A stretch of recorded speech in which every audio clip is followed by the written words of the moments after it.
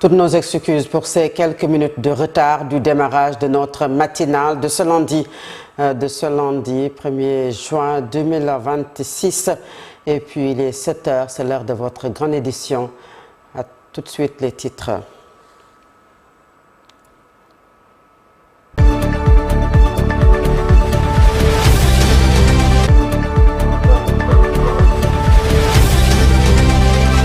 Sept heures sur l'ensemble des réseaux synchronisés de Solo Média, le journal. Voici les principaux titres. Le Sénégal attend toujours à l'attente de la nomination d'un nouveau gouvernement. Le secrétaire général de l'Alliance des forces de progrès, Mbaye Dione, déplore la situation alors que les Sénégalais vivent des conditions énormes. Le député de l'AFP appelle les autorités à plus de lucidité, à taire leurs querelles politiques.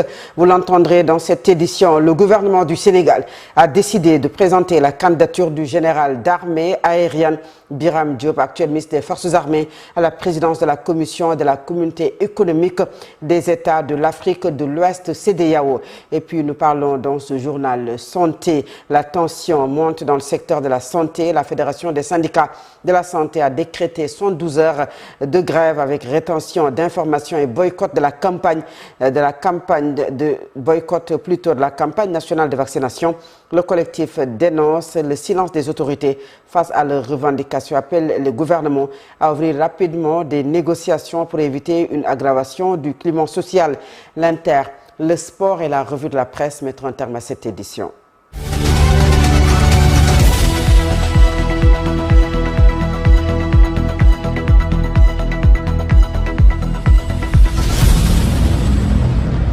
Bref, l'Assemblée nationale du Sénégal accueillera les 3 et 4 juin 2026 à Dakar la 85e session du comité exécutif de l'Union parlementaire africaine, une rencontre continentale majeure dédiée au renforcement de la coopération interparlementaire africaine. Cette session sera présentée par Ousmane Sonko, président de l'Assemblée nationale du Sénégal, et réunira plus d'une centaine de députés et sénateurs issus de près de 16 pays africains.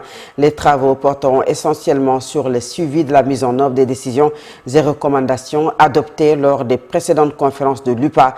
Les participants examineront également le compte de gestion de l'exercice 2025 ainsi que le rapport des vérifications ou des vérificateurs des comptes avant leur adoption. Le gouvernement du Sénégal a décidé de présenter la candidature du général d'armée aérienne Biram Diop, actuel ministre des Forces armées, à la présence de la Commission de la Communauté économique des États de l'Afrique de l'Ouest, CEDEAO. L'annonce a été faite ce samedi à travers un communiqué du ministère de l'Intégration africaine, des Affaires étrangères et des Sénégal de l'extérieur. Selon le document, cette candidature sera proposée par le président de la République, Bassirou Diomaye Faye, lors du sommet des chefs d'État et de gouvernement de la CEDEAO prévu en juillet 2026. Le Sénégal présente plutôt le général Biram Diop comme une personnalité de grande expérience, reconnue pour son leadership, son intégrité et sa maîtrise des questions liées à la paix, à la sécurité, à la gouvernance et à l'intégration régionale. Et puis le Sénégal a rendu hommage hier au capitaine Mbaye Diagne. C'est à travers une prise d'armes suivie d'un dépôt de gerbes marquant le 32e anniversaire de sa disparition à Kigali. Figure emblématique de l'armée sénégalaise et des opérations de maintien de la paix, cet officier est reconnu pour son courage exceptionnel lors du génocide rwandais en 1994, au cours duquel il a contribué au sauvetage de centaines de Tutsis et de Hutus modérés au péril de sa propre vie. Le témoignage du général de brigade Simon Ndour de Semga que je vous propose de suivre. Dans un seul souci de me résumer, j'affirmerai sans conteste que le capitaine Mbaye Diagne résume toutes les vertus d'un militaire, parmi lesquelles je citerai de manière éclectique le sens de l'humain, le courage, l'esprit de sacrifice. Le sens de l'humain qui fait comprendre aux militaires qu'il est d'abord au service des hommes où qu'il puisse accomplir sa mission, sur le territoire national ou à l'étranger.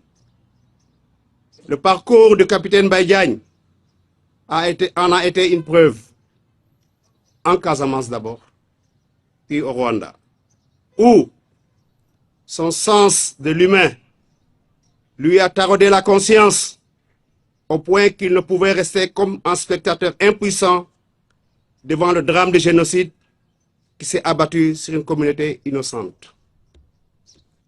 Cher Djambar, mieux, cher Guelwaar, capitaine Baïgagne, ton sens du devoir accompli restera toujours un modèle pour nous. C'est donc un officier accompli qui a eu l'opportunité de démontrer sa valeur intrinsèque dans le théâtre d'opération du Rwanda, où malheureusement, il perdit la vie accidentellement en ce jour fatidique du 31 mai 1994. Parlons politique. Le Sénégal est toujours dans l'attente de la nomination d'un nouveau gouvernement. Le secrétaire général de l'Alliance des forces de progrès, AFP, Mbaye Dione, déplore la situation alors que les difficultés sont énormes. Le député de l'AFP appelle les autorités à plus de lucidité et à taire leurs querelles politiques. Mbaye Dione, que je vous propose de suivre. Tous les Sénégalais sont inquiets parce que ça fait une semaine que le Sénégal n'a pas de gouvernement. Certes, on a nommé un premier ministre, mais il n'y a aucun ministère aujourd'hui qui fonctionne. Ceci n'est pas normal et c'est inquiétant au moment où le Sénégal est traversé par des crises multiformes. Dans le secteur de l'agriculture, ça a commencé à pleuvoir dans certaines zones, surtout au Sénégal oriental. Les paysans n'ont pas de semences, ils n'ont pas d'intrants. Aujourd'hui, la question de la cherté de la vie, nous l'avons tous vécu avec cette tabaski qui a été extrêmement difficile.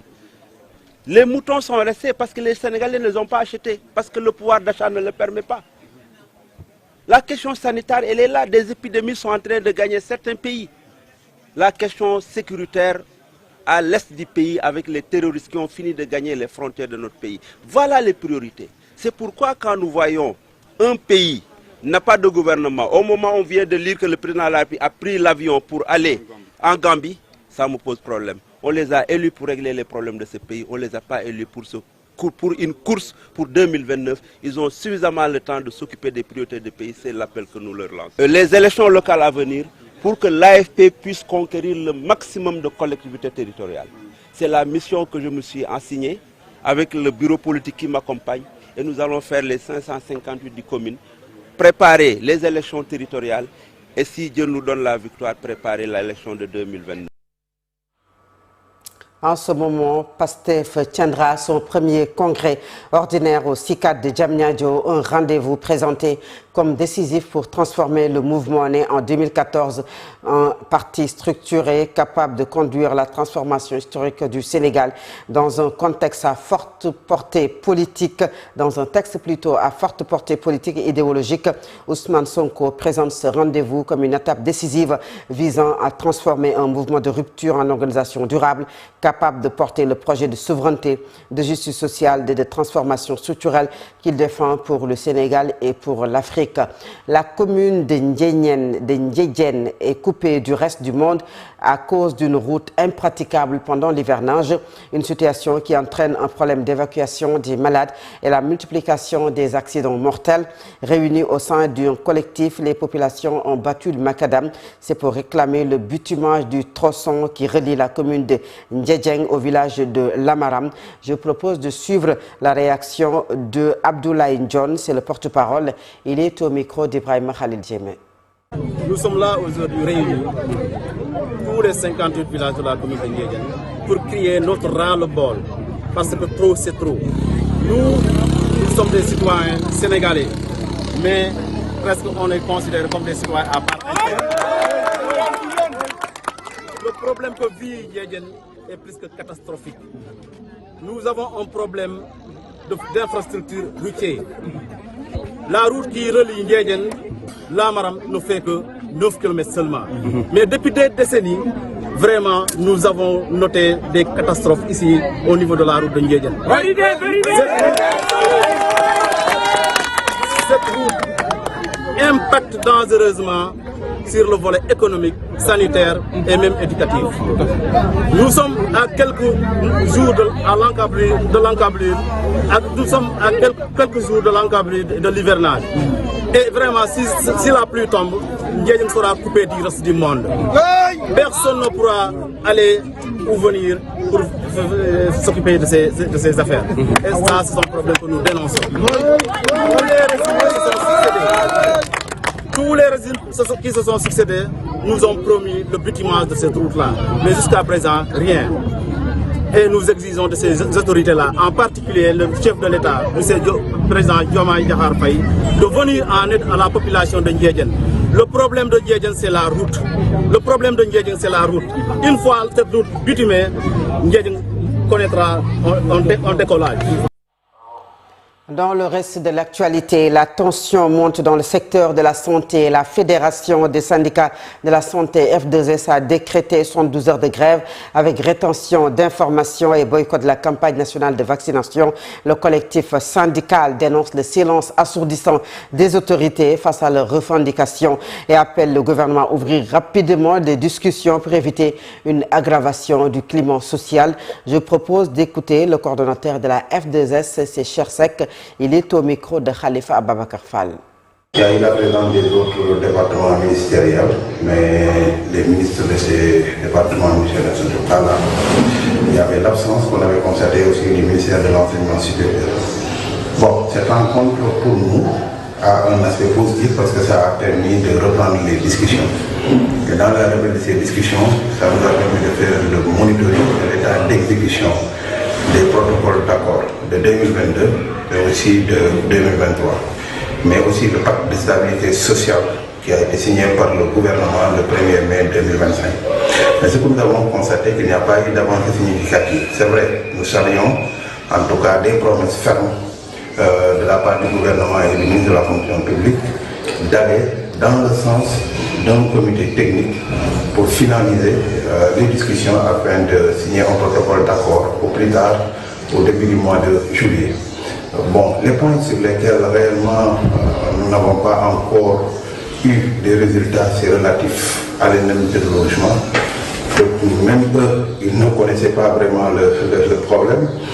Mais on les a sortis la note signée par le ministre Abdoulaye Daouda Diallo en son temps et qui était inscrite dans la loi des finances. Donc il ne s'agit pas d'une revendication, d'une demande. C'est eux-mêmes qui avaient ponctionné cet argent-là à une certaine période. Et cet argent-là, il faudra qu'ils nous les remettent pour nous permettre de payer à certaines personnes. L'opération de retour des pèlerins sénégalais ayant accompli l'âge 2026 a débuté hier avec le retour du premier vol privé depuis Djidda en Arabie Saoudite. L'annonce a été faite par les autorités qui se préparent à assurer le rapatriement des fidèles dans les meilleures conditions et les opérations de pesage des bagages ont déjà commencé, signe de la fin progressive du séjour des pèlerins dans les lieux saints de l'islam. Le premier vol officiel est attendu aux environs hier de 15 heures, donc il est arrivé à l'aéroport international Blaise Diagne. À présent, c'est la page internationale.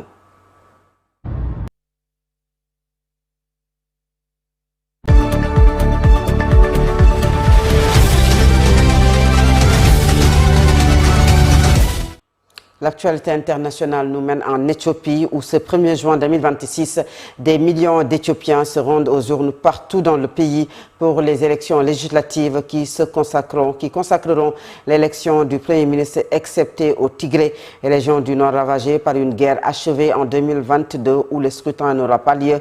Donc 50 millions d'électeurs sont appelés à voter pour les 547 membres de la Chambre des représentants du peuple, la Chambre basse du Parlement fédéral. Ces derniers désigneront ensuite le Premier ministre chef de l'exécutif en Éthiopie où le président n'a qu'un rôle honorifique. Et hors de nos frontières, toujours au Moyen-Orient, les États-Unis ont annoncé hier avoir mené des frappes pendant le week-end dans le sud de l'Iran, ciblant des systèmes de radar et de contrôle de drones. Malgré le cessez-le-feu en vigueur entre les deux pays, ce lundi 1er juin, les gardiens de la révolution disent avoir ciblé une base utilisée par l'armée américaine pour des frappes contre le territoire. Dimanche, donc, l'armée israélienne s'est emparée de la forteresse médiévale de Beaufour. C'est dans le sud du Liban, c'est qu'a déclaré le ministre de la Défense Israël Katz. Le la prise de Beaufort donne à l'armée israélienne un avantage stratégique pour amorcer un éventuel mouvement d'encerclement par le sud et l'est de Nabatiyeh. Les États-Unis ont annoncé avoir donc mené sur des frappes sur des cibles iraniennes en dépit du cessez-le-feu en vigueur depuis le 8 avril 2026. Et à présent, c'est la page sportive.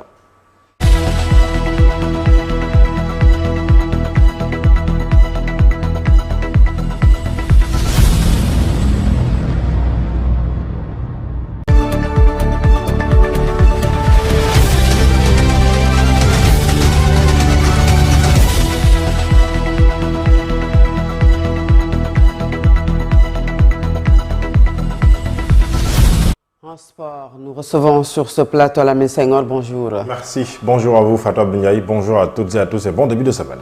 En sport, défaite du Sénégal hier en amical face aux États-Unis. Oui, vous l'avez dit, le Sénégal a été défait 3-2. Une défaite amère, on peut dire, hier donc à match amical. Il s'agit donc de l'avant-dernier match amical avant le début de la Coupe du Monde 2026 avec bien sûr les États-Unis.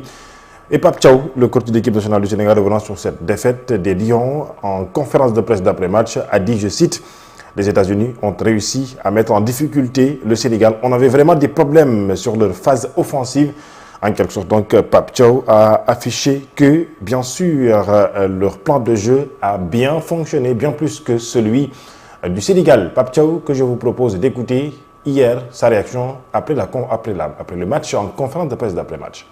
L'équipe nous a vraiment mis en difficulté, mais il faut les féliciter. Je pense que sur la physionomie du match, ils méritent leur victoire. Et c'était une bonne équipe américaine qu'on a vue aujourd'hui. Donc, nous, on va continuer notre préparation. On sait qu'il nous reste encore 2 jours et aussi une semaine très, très lourde qui nous attend et chargée pour continuer notre préparation pour être prêt le 16. Dans les duels, on n'en a pas gagné beaucoup et aussi on est une équipe qui aime avoir le ballon et à un moment on l'avait pas trop, donc on n'a pas posé les pieds sur le ballon et ça nous a mis en difficulté. Donc je pense que c'est eux qui leur plan de jeu était bien, donc ils nous ont mis vraiment, ils nous ont posé des problèmes.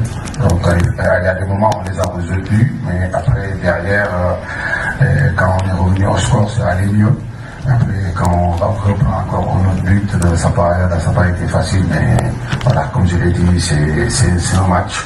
Ils ont été bons, ils ont gagné ce match. Félicitations à eux. Nous, on va continuer notre préparation.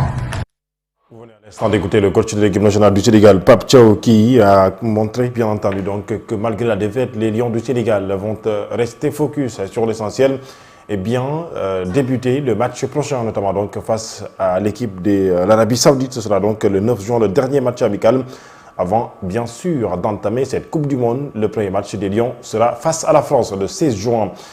Eh bien, je rappelle que la liste officielle de l'équipe nationale du Sénégal sera publiée au plus tard aujourd'hui.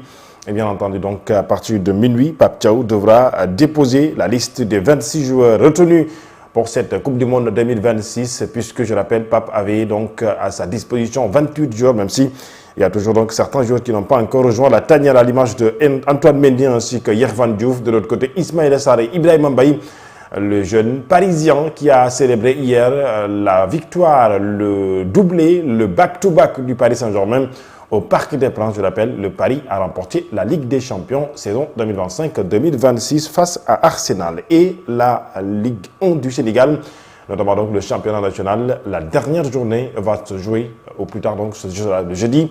Eh bien, nous reviendrons sur le classement, mais aussi nous reviendrons sur le programme complet de cette dernière journée de la Ligue 1 sénégalaise. Et c'est la fin de cette page sportive. Fatou Abdoulaye. Merci beaucoup à Lamine Senghor. Tout de suite, c'est la revue de la presse. Bonjour, dans l'attente toujours du nouveau gouvernement du Sénégal, les quotidiens se questionnent. Qu'est-ce qui retarde toujours la confection de ce nouveau gouvernement? Mais avant cela, le quotidien Solo revient sur la disparition de Serigne Cheikh à Touba qui a tiré sa révérence. Borom Khelkom a été un digne héritier de Serigne Saliou, affiche Solo quotidien. Fils aîné du 5e khalife général des Mourides, Serigne Cheikh Saliou Mbacké s'est efforcé durant sa vie à se conformer aux strictes recommandations du fondateur du mouridisme, Serigne Khadim Rassoul. L'attachement aux principes religieux, le travail et la discrétion ont été sa marque de fabrique durant ses 87 années passées sur terre, Serigne Cheikh Saliou repose pour l'éternité dans l'enceinte de la grande mosquée de Touba. Il a été inhumé à côté de son vénéré père, Serigne Saliou Mbacké. Serigne Bassirou Mbacké hérite du califat de Serigne Saliou suite au décès de Serigne Cheikh Saliou Mbacké. Ousmane Sonko et Al-Amine Lo ont été reçus par le khalife général pour présenter leurs condoléances. Le premier ministre sénégalais Ahmadou Al-Amine Lo s'y est rendu pour présenter ses condoléances et les condoléances du président de la République et de toute la nation sénégalaise. Parlant d'ailleurs du premier ministre après 10 jours